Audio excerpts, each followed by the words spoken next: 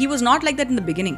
It changed. Multiple fights will happen, arguments will happen. As long as you don't let a third person get involved in it and you solve it on your own with your partner, you're good to go. சண்டெல்லாம் போட மாட்டாரு, கோவம்லாம் வராதா? கோவம் வரும், but very rarely.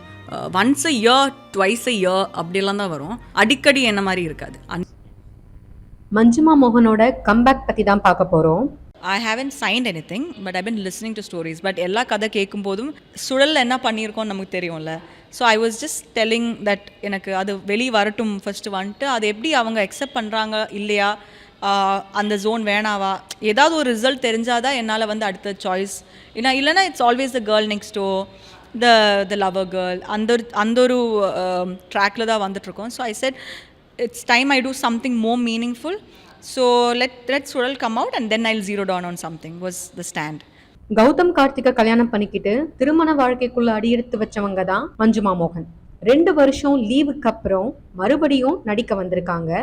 இது மஞ்சுமா மோகனோட ஃபேன்ஸுக்கு கண்டிப்பா முக்கியமான news தான்.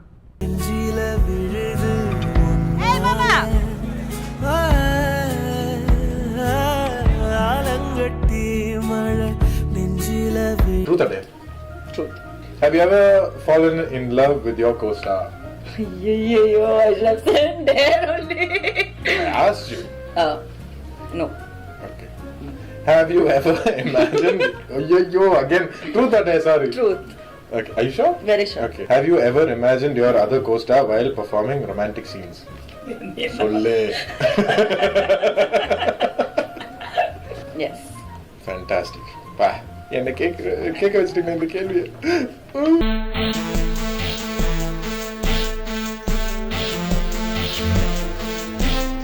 2016 வெளியான அச்சம் என்பது மடமையடா அப்படிங்கிற படத்தின் மூலமா தமிழ் சினிமாவில் கதாநாயகியா இன்ட்ரடியூஸ் ஆனவங்க தான் மஞ்சுமா மோகன்.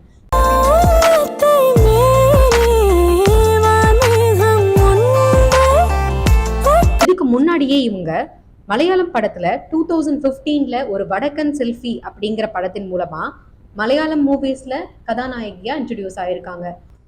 இவங்க கேரள மாநிலத்தை பூர்வீகமா கொண்டு பிறந்தவங்க. 2022 இவங்களுக்கும் கௌதம் கார்த்திக்குக்கும் கல்யாணம் ஆச்சு. கல்யாணத்துக்கு அப்புறம் 2 வருஷம் சினிமா பக்கமே இவங்க வரவே இல்லை. இப்போ சுழல் 2 அப்படிங்கிற வெப் சீரிஸ் மூலமா மறுபடியும் சினிமாக்கு கம்பேக் கொடுத்திருக்காங்க.